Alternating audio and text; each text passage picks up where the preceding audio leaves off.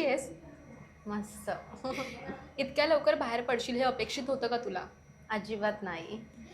तुम्हाला काय वाटतं प्रेक्षकांनी कमी वोट्स का दिले असतील? तुझ्याकडून कुठे काही कमी राहिली आहे का? असं तुला नाही, वाटतंय? मी चेक केल्यानंतर वोटिंग मला कमी नव्हतीच, जास्त होती. पण माहीत नाही मला असं काय झालंय. त्या हां, बोल. ओके. तू बाहेर नसती पडलीस तर घरातील कुठला सदस्य घराबाहेर पडायला हवा होता, असं तुला वाटतं? मला असं वाटतं सोनाली पडायला पाहिजे होती, कारण की तिचं गेम पण काहीच नव्हतं. तिचा एक वेगळा ॲटिट्यूड आहे घरामध्ये, जे की सगळ्यांनी बघितलं आहे. तर मला असं वाटत होतं की सोनाली पडली पाहिजे होती. ओके. या सीझनमध्ये टॉप 5 तुला कोण हवेत? माहीत नाही ज्याच्यात कोण असणार. तरी पण तुझी टोळी हवी आहे का तुला? हां, माझी टोळी हवी आहे. ओके. हा सीझन कोण जिंकू नये असं तुला वाटतंय आणि का? नाही, मला असं काही नाही वाटत आहे. ओके. तन्वी आणि अनुश्री, रुचिता तू बाहेर आल्यावर खूप रडत होत्या. त्यांना बघून तुला काय वाटलं?